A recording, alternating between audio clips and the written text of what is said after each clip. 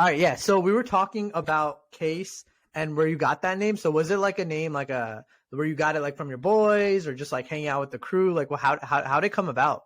Yeah, no, my whole family's been calling me Case. It's just a nickname. It's just a Okay. nickname.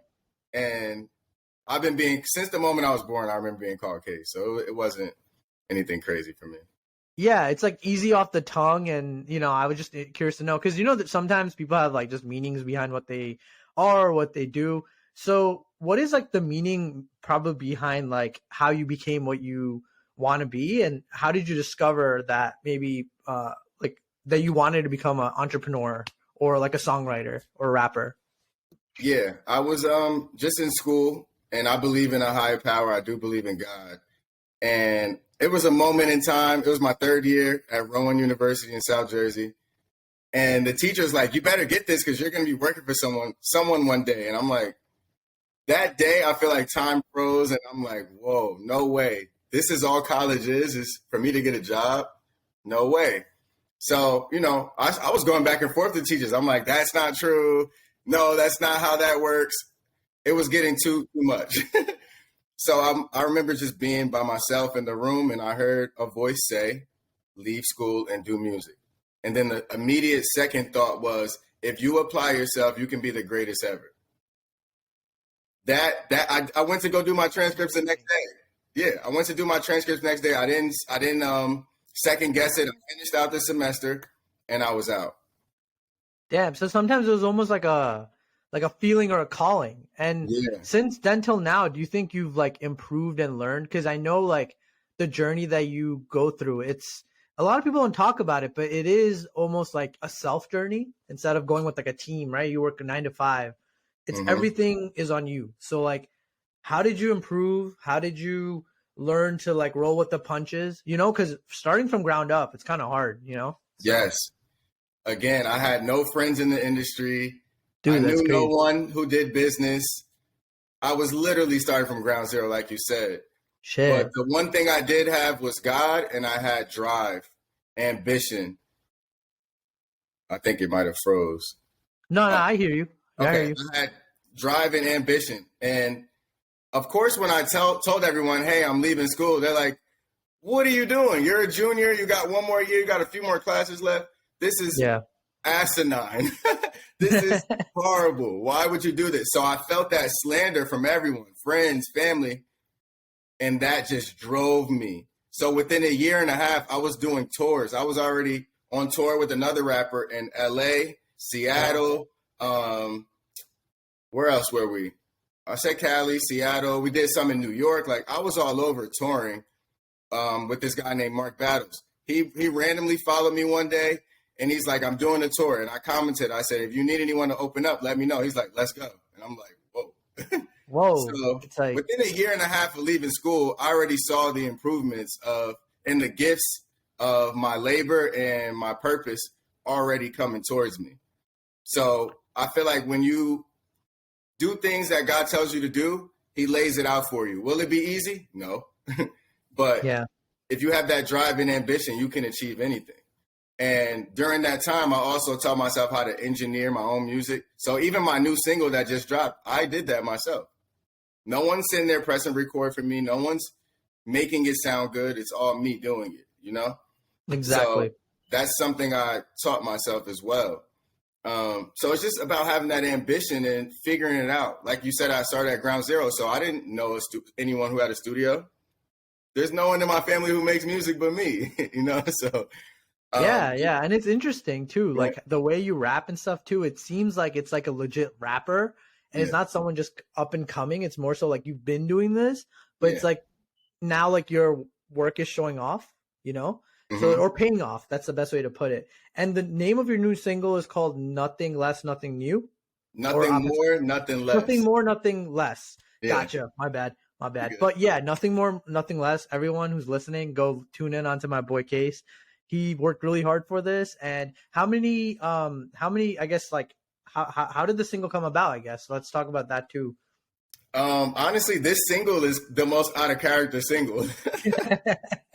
But I believe that music is a reflection of how you feel. And even though I didn't want to put it out because it's not brand compliant, like it has nothing to do with my brand, it was a part of me in that moment. Yeah. So basically, like I'm on my journey and there's people who, you know, haters, we want to call them, talking and saying things. And like I told you, I was already on tour. I already started my company, Applypressure LLC. I was already doing things and they weren't doing anything. So this song was me saying, literally the first words is, I need my respect. Leave it at that. Like, I just felt like I need some respect for this. I left school and I'm floating now. I'm treading water. So it was a kind of angry song, but it also was just a honest, real part of me. So I felt like I just had to put it. It spoke to me, man. When I heard it, I was like, yo, like it goes hard. Like it goes like, damn, he got his time. Like it's almost like that like song with Logic where it's like there was a seed and he like waited for the seed to grow and it's like it's my time right now, right? I don't know, I forgot the song's name. Yes. But yeah, and I think it was like that. It's like your time has come and like you're trying to just be like, yo, I need my respect right now. It's my time. So like it's a good single and I really like it. So I definitely will ask you more about like where it goes. As of now, like where do you see like, you know, I guess when it comes to albums and stuff, are you like working on albums or anything? I already have like 2-3 albums done. Oh, shit. Okay. Even this song I recorded in 2020. The music video I recorded in 2020. So 2021. I did. So last year I took the whole year to just do a bunch of music videos because what I learned was when you walk into these record labels, they already have their next 6 months to a year on the wall. SZA's dropping here. Drake's dropping here. We already know this. They already submitted the music. Yeah, everything's in order. So they're very organized. So I'm like, in order for me to get ahead, I literally have to be ahead. So right now, you guys are a year behind me. This isn't even the best version of me. You know what I mean? This is nothing. Yeah. I've already gotten better, but you don't know that. You know what I mean? No, so, that's exactly how like and to relate to you, bro. Like it's the same way with the podcast, right? Like I have the podcast scheduled and they don't know like I have this new material and like new like even like, you know, you're one of the first guests that gets to see the content of the like, you know, I have like a ring light and I have this new mic, like all that stuff. So you're going to be like one of the first ones that come on. But a lot of people don't know that because like you said, you have to schedule it, right? Yeah. And if you schedule it, actually, I think it's better for you not to stress about it in the moment and just fire every 5 minutes. Like, you know, like you can have breaks and do your thing and take a vacation and come back, you know? Literally, it's already there. So I just felt like that helped me so much. And also during that time period, I just networked like crazy. I've met people in the industry. I met A Boogie's old manager, Fabulous's old manager. What? Holy crap. I met people across the world, Japan. You know, I just took a year to speak to so many people and figure this thing out, you know, and I feel like I'm on the right track. I understand now. No, that's awesome. And I guess like if there was a collaboration that you wanted to meet, right? If you could start a collab with someone tomorrow, who would that person be? Is there anyone like Drake? Like for me, it'd be Drake. Yeah. I'll be honest. He's up there. He's up there, but Jay-Z would have to be my number one. Oh yeah. He's the GOAT. He's the GOAT to me. Yeah. You can't beat that. I mean, that's just so humbling. Like the fact that you get to do with Jay-Z and he gives you like any kind of mentorship. I think it's like godsend, you know? So, yeah. And it's funny. This is how I know.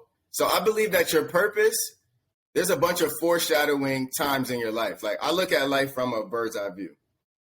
There was a time we have like a millionaire friend, right? He's like, oh, I can't go to this Brooklyn Nets game. He gives my mom the tickets, courtside. Each ticket was $3,500 a piece.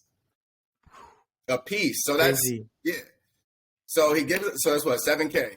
$7K for two. Just like that, front seat. Only for what, 2 hours? You just spent $7,000. Like, okay.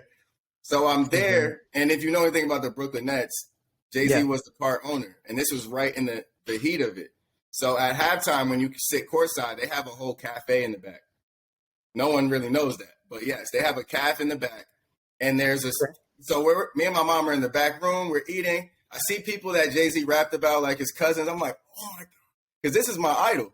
And he was sitting across from me. Like, I was here, he was all the way down there. Victor Cruz was straight ahead, and there was a whole bunch of other celebrities. True. And I'm just sitting there. Yeah. And I'm on TV. People at home are texting me like, I see you on TV. I'm like, yes. Yo, that's insane. But this is the crazy part. There's like a secret hidden door back there, and it opens. It's like the wall comes out, and there's a guy, and it's Jay-Z. And he's like, oh my God, maybe like 2 feet away from me. And we're just staring at each other.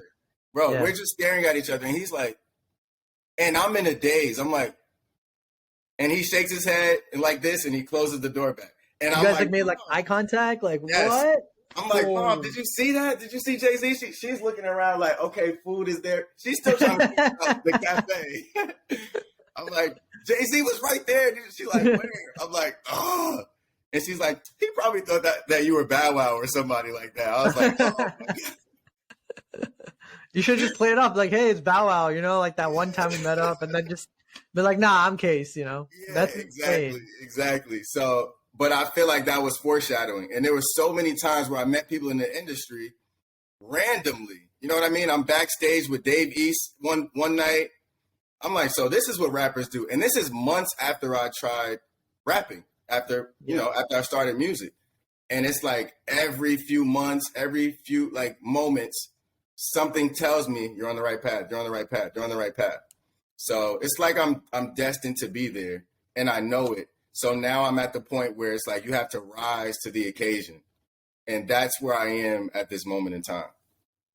It's interesting because like when what you told me is like very similar to something I saw on YouTube one time.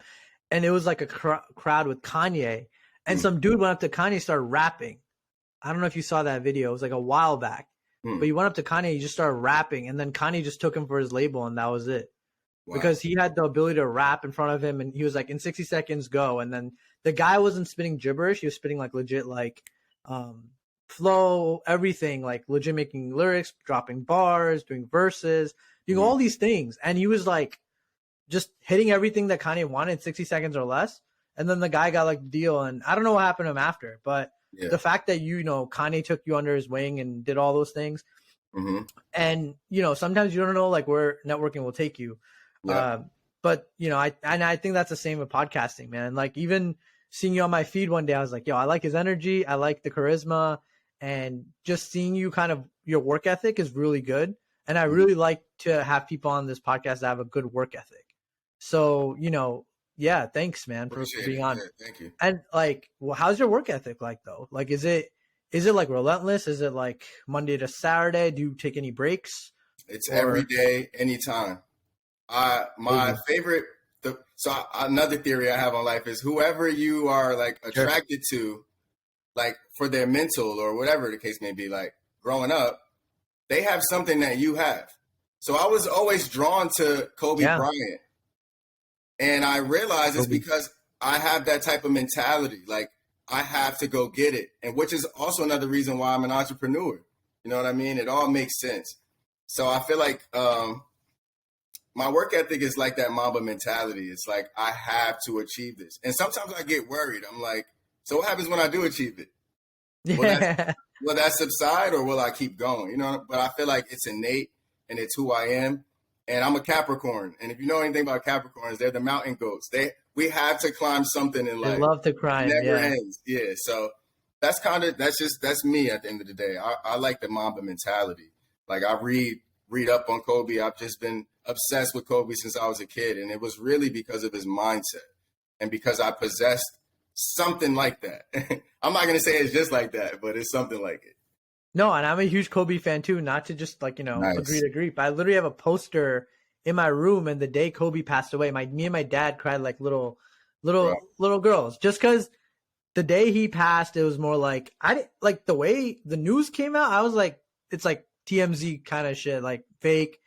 It wasn't real. And then it happened. And I was like, shit. But now I always like, it's weird because I feel like his teachings are still in YouTube and the algorithm. And I always, once in a while, I see like a Kobe video come up. Mm-hmm. It's like, what did he do? And it's like in the morning, he would wake up at 6 a.m. and train. And then at 9, he would train, and then he would take a break and then train. So is that like your motivation, I guess? Like that's your role model, right? I guess Kobe's one of them. That's a great. Yeah, for his mental, It's a a great. 100 million%, 100 million%. No, for sure, man. And well, I guess right now, like, do you what was I gonna say? What's one lesson like I guess your job has taught you that something only you learned on the job, like on the road? Like could you rap on the fly, or are you one of those people that have to like write his lyrics? Like how do you do that? Because I have no experience in rapping. I'm like into tech. I like my Mac, that's it. Like, but I love to hear rap. And Yeah, I've always been envious of people who could just drop bars. I think that's an amazing talent to have. yeah. So prior to me leaving school, I never wanted to do music. The thing about me is I don't want to do anything anyone else is doing. But if I think about it, I'm not. I'm rapping different. I don't have all the tattoos. I don't have the dreads. I'm not saying F this B. You know what I mean? You'll get them. Yeah, I'm speaking life into people. I'm actually doing the complete opposite. You know what I mean? But I just feel like, wait, what was the question again? My bad. Oh, what's one lesson like your job has taught you? And like, was there any point in time where like, you had to like change? Like it's kind of like a different question, but what is it taught you, and like how do you go from like, can you rap on command, or do you have to write your lyrics out? Kind of like Eminem, and then like read them out and all that stuff, because there's different kinds, right? Like of people and rappers. So so my process has changed. I used to start off like that, but now I hear the beat, press record, freestyle the melodies. So if the chorus is like the beat, I hear the beat and I'm like I'll just hum that, and then I can write to that, and I'll have a song done in 5 minutes, just like that. The hook is the most important for me, like the chorus, yeah. But I also wanted to mention that I'm just a vessel. I would love to say it's me doing it, but it's something above me that's using me for its greatness. You know what I mean? Like the things that I'm saying, yeah, they're me, but the skill and the talent is out of this world. I can't make it up. You know what I mean? I never thought of doing this. So something must be, I'm a vessel for something. So I constantly have to meditate and stay open. Yeah, open to that energy, because when that energy isn't there, it's like, it's like I'm forcing it, and I hate force. And then your first question was the lesson that I learned on the job, and that was rest. Rest is just as important as working hard, and we don't understand that. You know what I mean? Even for your manifestations to come in, you have to sleep. You have to sleep. If you know anything about sleep, like in the spiritual sense, your soul travels. That's how you have dreams. Your body lays dormant, and then your soul leaves and literally goes to different realms, and you have dreams. Supposedly that's how that happens. But in order for your manifestations to come, you have to let your soul be free. Let it go get it. You know what I mean? So, and like I said, that Mamba mentality has gotten me to exhaustion a handful of times. Like, where I just can't take it anymore. I'm forced to rest. Like, one of my favorite quotes is, your body keeps tabs on you. And it's like, if you don't rest, watch what happens. Like, you'll probably get sick, get a headache, something. Your body is going to force you to rest. So the thing I learned is that rest hard, play hard. No, and rest is like one of those things where like people undermine it a lot. Yeah. Yes. Like people want to just like tomorrow, like they want to do like 10 things on their thing, and they don't understand, like sometimes you're like, we think of like the week, right? Monday to Friday, let me work. In our minds, right? Like Monday to Friday, let me work, and Saturday, Sunday, rest. But your body doesn't know that. Maybe you might want to rest on Wednesday, and then you're like, you can go hard on Saturday for some weird reason. Yeah. So I think rest is so important. And like, for me, I practice a lot of meditation in my spare time. So I use a Calm app. So, how do you relax? Like, is it for you, like maybe like going out and like having like a drink with the boys, or like, what is it? Honestly, I love the sun. So I kind of just go outside, go in the sun. I might put like a towel or something on the grass and just sit down and breathe. Breath work is the fastest way for me to relax. You know what I mean? Reading is fun. I know that sounds crazy, but sometimes reading helps me relax. It helps me just lock in. Like, my whole goal is to just focus, lock in. Because when my mind is like this, then I'm less efficient, you know? So yeah, Absolutely. those are a few ways that I try to just stay focused and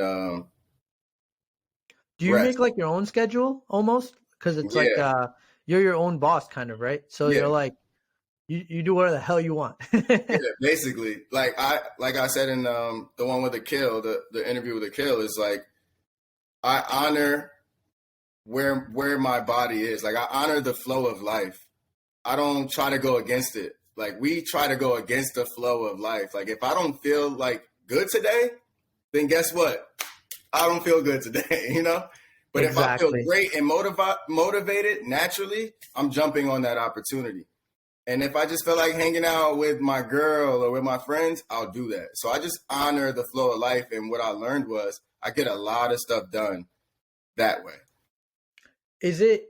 Yeah, that's actually a very good way of looking at it too. Because sometimes like you don't realize like sometimes your body's just trying to tell you like, yo, like chill, just Mm-hmm. have fun. And I noticed myself like I'm like, yo, like, you know, I'm gonna stay home and work. And then like next thing you know, my body's just like kind of like feeling off. And then I feel the need to go out and have fun with my friends. And I actually do, and I come back and I'm 10 times more productive than I Yeah. was before. So Yeah. sometimes you just gotta listen to yourself, you know. And I think with you too, like with rapping and stuff, it all has, it's like you said, it's like a vessel. So it like comes in Mm-hmm. and you can just spit out. But if you're not feeling it that day, it literally your music will show, right? So Yeah. Yeah. I agree. And it's very sporadic too. It could be sporadic. Like your body's like, okay, chill.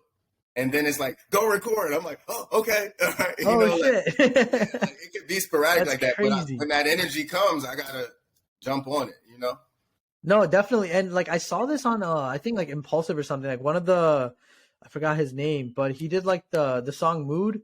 Mm-hmm. Damn, what am I forgetting? Dun Mood. Dun, it was like a TikTok song. Mm-hmm. He was damn, let me look him up. This is a podcast, so it doesn't matter. Yeah. Let it be. One second. What's his name? Mm, song. Oh, 24K gold. Golden? 24 That's golden? his name. 24K golden. Yeah. Oh, He's it's like a song that you definitely know who it is. It's this dude. Let's see images. Is this dude? I don't know if you see him. looks familiar. Yeah, I mean he had like one of the TikTok songs, but basically like he had a similar thing where like he was like making a Call of Duty song and the song Mood came on and then next thing you know it was just like, bro, I'm like I got to make this song, and he made the song and he's like, if I forgot, it would have not been the number one song at the time. It was during the pandemic. Yeah. It's So about capturing that magic moment, literally. yeah, Yeah. yeah. So that's crazy to you. Is so yo, that's insane. And I wish I knew how to do that, man. It's one of those things where like I have no idea how rap works, but I always appease those that can do it. So that's awesome. Is there anything you want to say to your listeners on this podcast? Maybe like something like a word of advice or anything that, especially people who want to be like you, who aspire to be like you or look up to you. Trust your gut. You know, people don't know that we actually have 3 brains. They only teach us about 1. True. Right? Your gut is a brain, and That's a so is huge your one. heart. So it's 1, 2, 3. And you know, like if you ever broken up with someone, your heart literally hurts. It's like I can't breathe. It's like And then if you palpitating, right? ever, yeah. And then we use our mind, and then but your gut is to me is the one that's connected to spirit. So if you trust your gut and don't mind anyone else, you'll get to where you need to be. But my favorite quote is, "Life is a one-player game." You know what I Hey, mean? let's Like we go. think that we're supposed to do things together. Yes, you are, but at the basis of it, at the root of it, it's a one-player game. So do what you have to do for yourself, and that's the only way that you can help others. So I No, feel like yeah, that's and that something good. Yeah. no, definitely like listening to yourself, right? Like I think that's your story, and I think you let everyone that was trying to give advice, like you kind of were like, and let me just focus on me, and you did what you had to do, and you finally got a good output and where you want to be. And Yeah. I think that's something that your listeners and my viewers can take too. Like, especially when it comes to mental health, right? Like it's not always in your people around you, but sometimes it's your inner voice telling you and stuff. So, Case, like, have you ever had any mental health, like, I guess, challenges, like, going into rap, or even like kind of talking about certain, tough songs, I guess? Or is it just still sporadic sometimes? Yeah, it is sporadic, but I have at the end of like my first few projects, I have a song, actually every project, I have songs where I just vent. And one of them was about my relationship with my dad, which was difficult. You know what I mean? There would be times where it's like, dude, where are you? Why aren't you calling me? My parents are split up. So in the song, I have a song called Leave It Up to Me. And it's a growth song where I realized that I'm actually just happy that you're still alive. You know what I mean? I'm actually just happy that I can call you. I'm actually just happy that we could still, even though things happened in the past, we can still create a future. So that was something mental that I needed to get through to change that scenario. You know what I mean? It's like, you can play the victim all you want, or you can take accountability and continue down a brighter path. So that's kind of what I did. And that's just a synopsis of it. Like, that's just one song, but yeah. Well, that shows humility, right? I feel like not everyone will be that generous to let someone that's not been part of their life in for a long time. And it takes a lot of humility, because even with me, man, like family and stuff, like sometimes it's hard, like family especially, like you think of like, oh, like this guy wronged me, and then you have to be the bigger man and like forgive them and just move on, because you don't know how long time you have on earth. And also it's good for your mental. I think it's good for you to like clear your conscience out, so at least you did whatever you can to the best of your heart. And like you said, like God, like as a God's man, you did the right thing in your mind, and you came from good like intentions. Then at that point, it's up to whoever the output is, but at least you did the right thing from your end, right? You gave out the right energy, the right vibes, and you did what you had to do, right? So exactly. Sure. So I have a lot more questions, but I'm just trying to make sure that it pertains. So I guess tell me about the three most I guess I guess it makes sense. Tell me about, I guess, people that have that you have impacted, or have, and tell me like what you've learned from that. Like, have you ever impacted anyone that, with your music and stuff? Has anyone like, gone back to like, yo, Case, like this is like something that speaks to me, like your dad? Everyone can relate to that, So I think your music already, like when I was listening to it, it was really good. So I really see like big things for you, man. I think it's gonna be great. That means the world to me. Thank you. Sure. There's a few, people do come back and say things, because I do pour my heart and soul into music. So if you're in tune with yourself, you're going to feel it. People have sent me Snapchats crying, like one of my old songs, like, oh my God. But the biggest why'd I do that back in the day? But the biggest thing was that my cousin had a friend whose dad was in a coma. And I don't know the kid or his dad, but he told my cousin that I played that song you showed me from KASE, and the next day my dad got out of a coma. And I played it because that's the type of music my dad liked. Yo, I'm getting chills just talking crazy, bro. And he woke up out of his coma from a song that I wrote. You know what I mean? Which is crazy to me. Bro, you saved your dad's life. Or I don't know. But I don't know, bro. Like, bro, this after is I crazy. heard that news, I just went to like, there's a waterfront. I went to the waterfront and just stared at the water, because I'm like, I do the same thing. I'm like, yo, what's going on? Yeah. Like, so I say that to say you can't plan what happens with your art or with whatever you do. As long as you do it from here, it's gonna impact people in ways that you can't even imagine. And I couldn't get anything but humbled from it. You know what I mean? Like, that just humbled me. It's like, wow, you don't even know what you do it for. But when these things come back, it's like, that's what I do it for, to impact people in a positive way. So. Yeah, and you're a real one for that, bro. I mean, bro, just if you get big, don't let that drive of humbleness and humility go. I think you're gonna be so original, and Yeah. like that's gonna be like what's gonna literally, like, it may take longer for people to catch on, but it's gonna be the thing that's gonna literally like drive them towards you rather than someone that's like trying to mimic Drake or J. Cole or all these guys who are up there, like as much as they're great, I think you can be great in your own venue. And I think that's what they preach anyways. I Yeah, think they say just do absolutely. you, so Yeah. And you're like, wow, I heard your music and it seems like you've been doing it. And I'm like, that's the push and pull with me. It's like, I know how talented God made me, yeah. but it's that divine timing. It's when I'm ready, I will bless you, And so I feel like they're coming one by one, in ways I can't imagine. Like I'm writing songs for people, features are coming in. It's like a lot of things going on. I did my own shows, like, yeah. Is there anything you're wary of though, like in the rap industry? Because I know like it's all good and nice when you have accolades and when you have like all this fame and the right people and the connections, and it's all nice, sweet. Yeah. But at the end of the day, I got that from Jake Paul. But like, at the end of the day, is there anything like I guess toxic within the industry that comes with it? Definitely like straying away from the guys who like want to just use you for the music and not for you, because you seem like a great soul, bro. So like I definitely don't want you to get screwed over and shit, right? Yeah. So it's definitely good to know how you assess that, right? And it's good to talk about it. So yeah, I feel like that's what's taking it so long. It's because I'm not buying fake followers. I'm not buying fake likes. I'm not buying YouTube views. I'm doing it the right way. I'm literally putting all my trust in God. So I don't even know if I'll attract those things. And if I do, I can recognize them.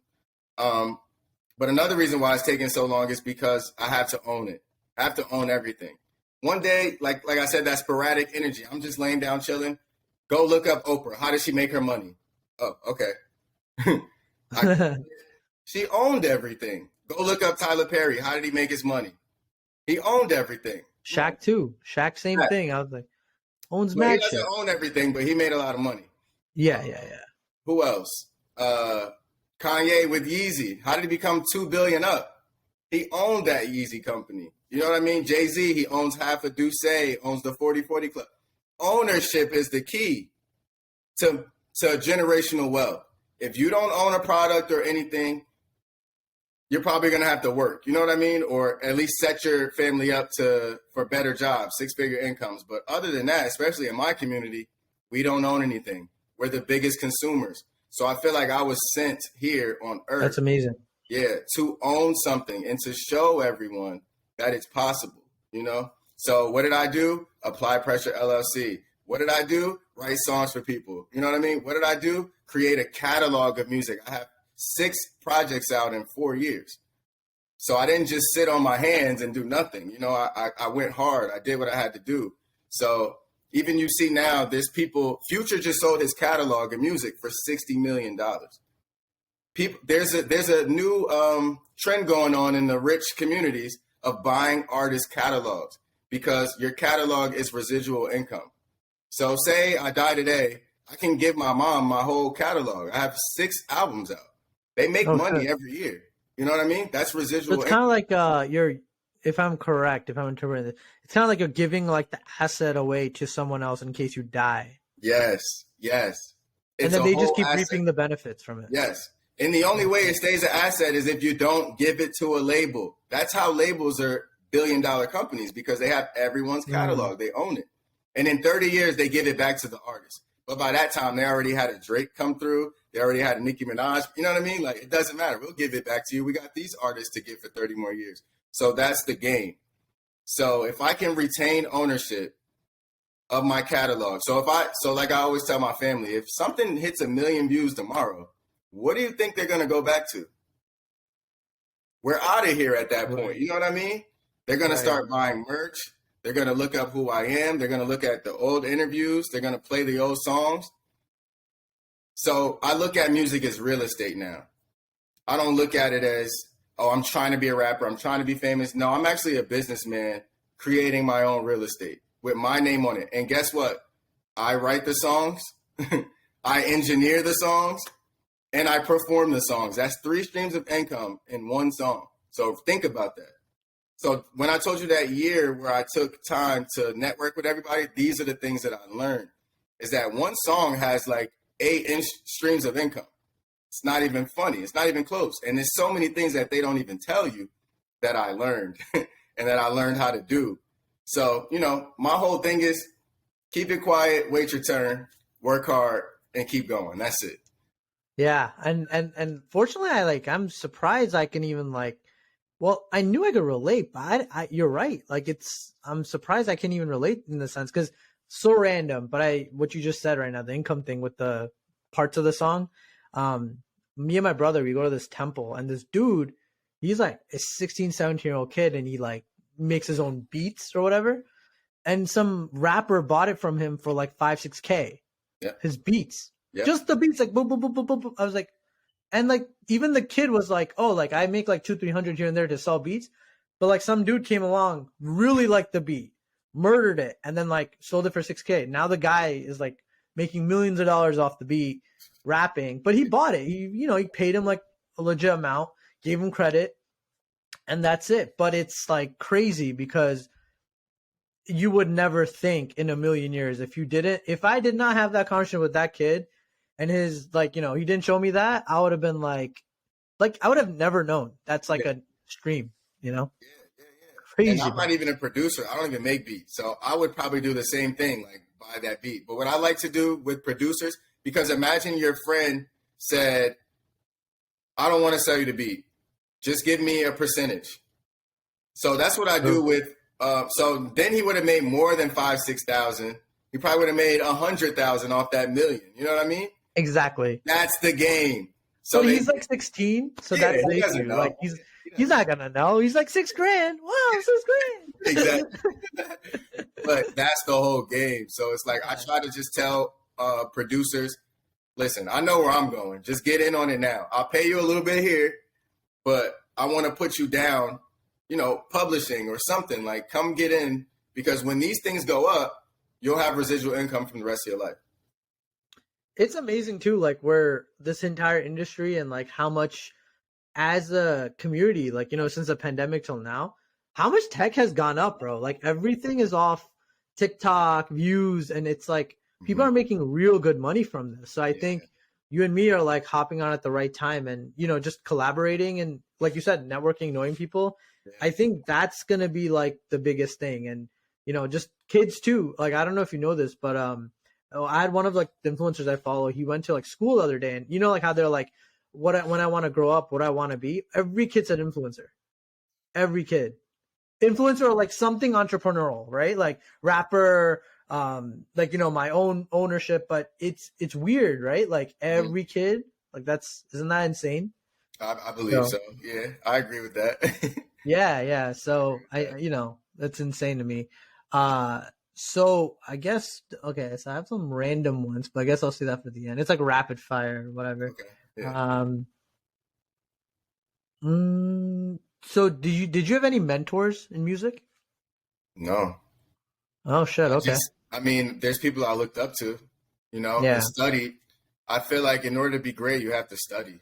So I take a lot of time to study the greats. So my 2 videos that I dropped last year and this year, they're telling a story, like a visual story along with an audio, a sonical, I don't even know the word, an audio story, whatever. But where did I learn that from? I realized that all the greats have videos that are like movies. Go look at every Michael Jackson video. It's a movie. It's part of a movie or it's in a movie, yeah. Chris Brown, a lot of his are movies. Jay-Z has a lot of videos that are movies. You know what I mean? Who else? There's a bunch of them, but... Isn't it Wakanda too? Like Black Panther, like soundtrack too, right? Like that's part of it. Yeah. I forgot Wakanda's thing. I don't know. I forgot. SZA, I think. I think it was SZA. Maybe, yeah. Yeah. But like in the new one, she was on the second one and just like, part of the ending credit scene. It was part of the, SZA like playing, and I was like, whoa, how? Exactly. So my music videos are movies. You know what I mean? and they're all connecting. So the third one is dropping real soon for Nothing More, Nothing Less. So literally the story starts with me linking up with my friends. We're having a cheers. We're toasting to the good life. And then the next one, I get in the car. After I leave my friends, I go home and my girl's acting weird. Find out she cheats. And then this video for Nothing More, Nothing Less is me in therapy.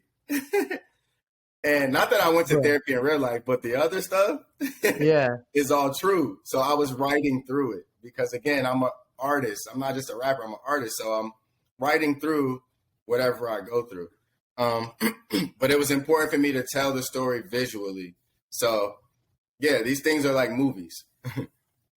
And like your brand, Apply Pressure, what is the company's role? Like, what is it exactly?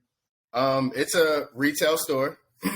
We sell merchandise, obviously. We sell mugs, stickers, bundles of hoodies, cropped hoodies, hats, so many other things. But it coincides with KASE. You see the diamond. It's like a personification of me. I was just about to say that. Like, you should have added Apply Pressure with KASE, but you already added the diamonds, so that's they all coincide. So it's like no matter where you look, you see me. But the whole mindset of it is, diamonds are created where? Under pressure. I feel like I'm a gem. I feel like I give gems when I speak. So everything coincides. And when I make music, I'm a gem in music as well. Like, there's not a lot of artists like me. So I feel like Apply Pressure is more than a clothing line. It's a mindset. It's a lifestyle. And it's something that I hold dear to me because I abide by it. Like, I live that life. Like, I know how people say, are you about that life? Yes, I'm about that life. This life, Apply Pressure life. Like, I have to go hard. So it's kind of like mama mentality, Apply Pressure. Same thing. And it seems like it's always helped you with your confidence. I feel like you have a lot of confidence, but you're not cocky about it. You're just more so like, yo, apply pressure. But like, I also know how to be a good guy and like chill out, Yeah. So for sure. Yeah, it's not an act. You know what I mean? Like, this is who I am. And I fought to be who I am. You know what I mean? I try my best to just be my highest self at all times. So if rapping wasn't an option, was there anything else you would pursue aside from rap or entrepreneurship? So entrepreneurship would be second plan. Yeah, nice. Yeah, 100%. So it's a good like mentality to have, bro, because ownership is so key. And like I think you said it earlier, but like just owning shit and like also just getting old and like having age and all that shit like affect you when you're older. Mm-hmm. It's hard to do shit when you're young. Yo, apply pressure. Yeah, this is the time. This is literally the time to just go hard. Like, by 30, I just want to be chilling. I got a few more years till 30. I don't want to be chilling, but I want to have the option to chill, go wherever I want. You know what I mean? Do whatever I want. So I agree, though. I agree. Right now is the time where you got to go hard. You got to go get it. Definitely. Is there what's next for you? Anything you could leak or I have besides this single, I think you sent me a bunch of stuff, so I just want to make sure I covered it. I can leak something. I have a business partnership that's dropping soon with a food company. Okay. Awesome. So, I'm not gonna try to guess it. I don't want to be part of the NDA, bro. That's funny. So yeah, I ain't trying to healthy Indian, not trying to be like sneaky Indian right now, bro. So just to go over, like, you as a person, you had a new single this year, right? I believe. Yeah. But the song was from 2020, so it was a scheduled single. But it's dope that you're doing your thing. Mm-hmm. You did 2 shows this year called Wave of Gems. Yeah. And then we can get into that as well. And then you gave back to the homeless for Thanksgiving, which is amazing, bro. Amazing to do. And I think giving back to anyone, I think will keep you grounded in your roots. So that's awesome. You wrote songs for people, so you're almost like a ghostwriter. Yeah, I am. Right? Yeah, you are a ghostwriter, but I don't know if I could say that. I don't know if that's like taboo in the rapping community. Yeah, it's whatever. At least you got the credit, right? Yeah. sold a bundle for his company, Apply Pressure LLC. Mm-hmm. And okay. And the last thing was you never received an email with Riverside. But that's not true. That's cap. You got that email. So we could get into all of that. Wave of Gems. Talk My about that. college roommate, when I was at Rider University, I transferred from Rider to Rowan to play basketball. Then I got hurt twice. Oh shit. And I'm like, and then that's when God said, do music, leave school. Okay. That's like a quick synopsis of it. But Wave of Gems was me and my old college roommate who was a DJ. I realized, when ownership, like I said, and just being an entrepreneur and a businessman and a boss, you have to think that way. So God told me, learn how to make money off yourself. I told you to leave school. You did everything I asked. Now learn how to make money off yourself. So 2019, before the pandemic, I did 2 shows, 500 plus people in New Jersey. So This was the difference. There was a middleman. There was a promoter. So they paid me like close to nothing. But again, I just told you 500 people was there. So that's 500 tickets sold.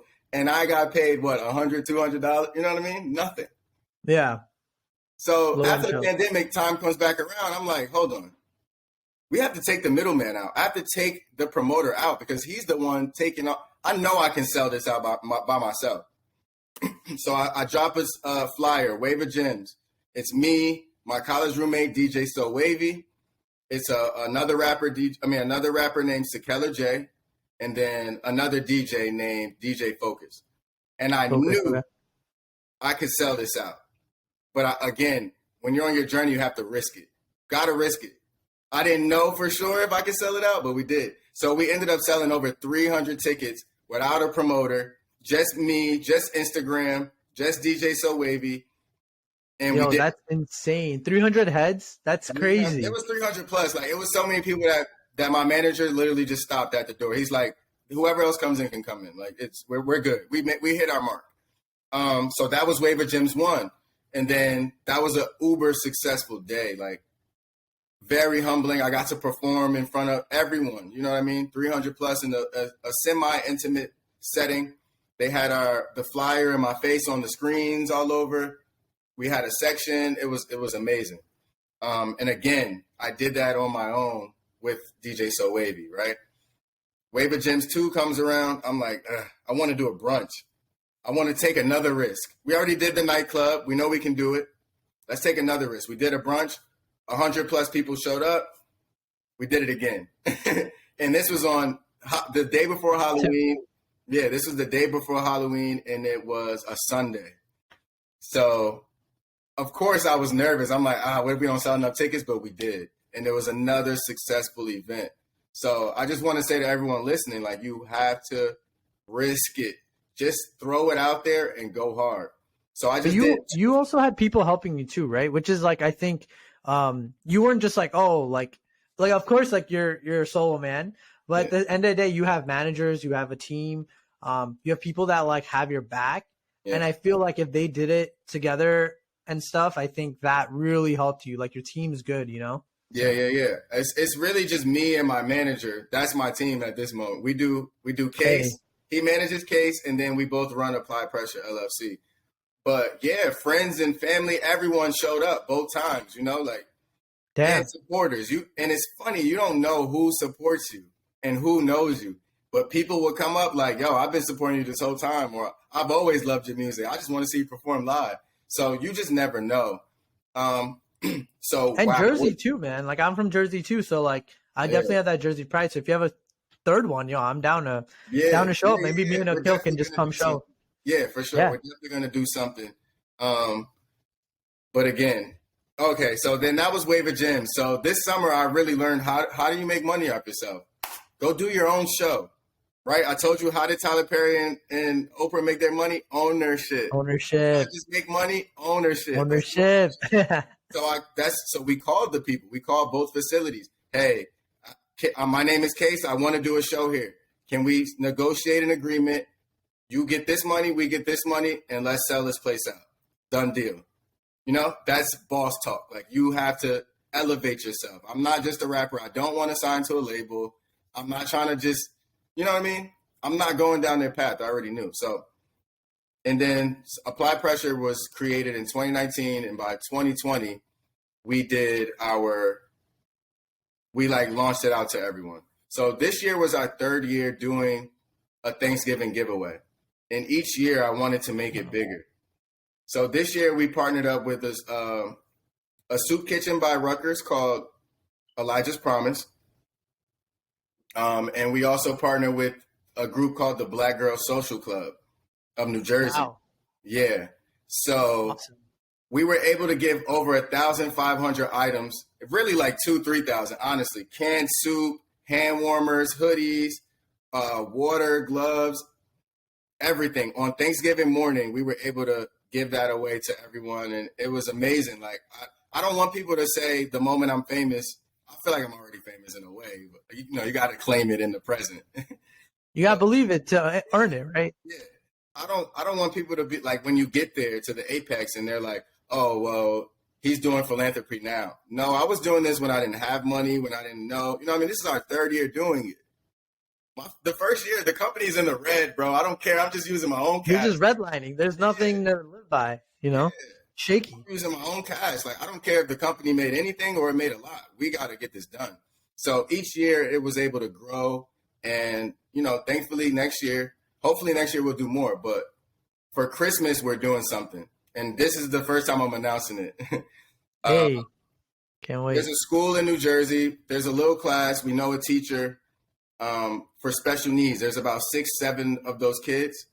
We asked them to give us a Christmas list, and we're going to go get everyone awesome. Something off their Christmas list. So I think, I'm finding my way and my place in this whole thing. And like I said, I didn't want to be like everyone else going into it. And it turns out I'm nothing like everyone else, So yeah, and you gotta like you said, you gotta be a killer when it's time to rap and to do shit. But like when it comes to kids and like, just being the next, humbling person in the community, like you want to be like involved in the community and do the right things. And I did a soup kitchen too, and I actually did like I was dating somebody at the time, but I tutored a Down syndrome kid, and it's not easy, bro. Yeah. But it's also like, you feel humbled. You're like, yo, wow. Like, like if I could help someone out and just give them like a present. Absolutely. To you, it may not mean much, but to them, it's like, wow, I got something, And so my whole thing is, let's not forget about the forgotten. Like, people forget that, Bro. It's like society doesn't even acknowledge these groups. They don't acknowledge the homeless. They don't acknowledge the people with special needs, especially after you're 18. They don't. Luck. Yeah. So if I can do anything to help, I'm always looking forward to doing that, because this journey is bigger than me. You know what I mean? I'm just definitely playing my part. No, and like I'm glad you feel so strongly about it, because I feel very strongly about that too. And that's what the Healthy Indian's about, like mental health, but giving back to community, doing service. Like in Newark too. Like I actually went to school in Newark, NJIT.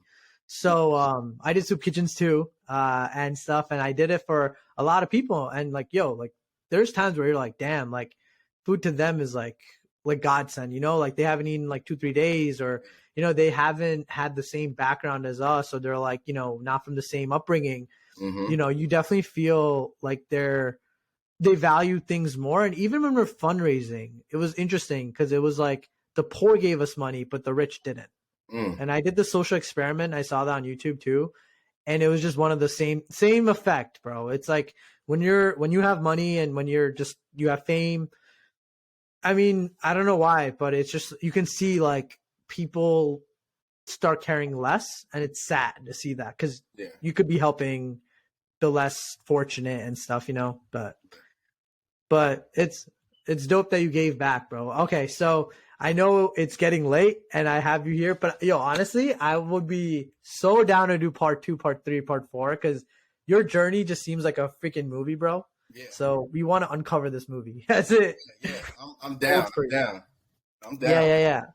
So other than that, if you have anything else left to say for the podcast, for me or anything, but thanks for coming on. You're an inspiration. I think a lot of people will be able to take what you have articulated today and curated for, the podcast as well. So I think everyone will be able to take something from it, especially from all the motivation, your company, and everything else that you've talked about. So I think it's always a great one. And thank you for coming on, bro. Appreciate you. Thank you, bro. All I want to say is that I appreciate you sharing your platform, sharing your knowledge, your wisdom, asking great questions. This was a great interview. If I could do an interview like this every day, I would. You know what I mean? Like, it's inquisitive, it's curious, and we need more people like that, bro. Like, it's so box cutter. Okay, where are you from? Okay, what did you do? You know what I mean? Like, you ask great questions. So I appreciate you and your energy, and I hope that we continue to network and grow, you know? Yo, that means a lot to me, bro. And I'm coming in with the mindset of a student. And I purposely did today just because I wanted to learn from you. I didn't come trying to flex. I wanted to learn. And then same with my audience. I want them to know too. Like, if they listen to you, like, okay, he's not just a guy I can listen to. He's a guy I can relate to. So. Yeah. So all right. Thanks, pleasure, bro. Appreciate Thank you. I appreciate it. Have a good one. Of course. Thank you so much. Appreciate it. Thank you. Bye.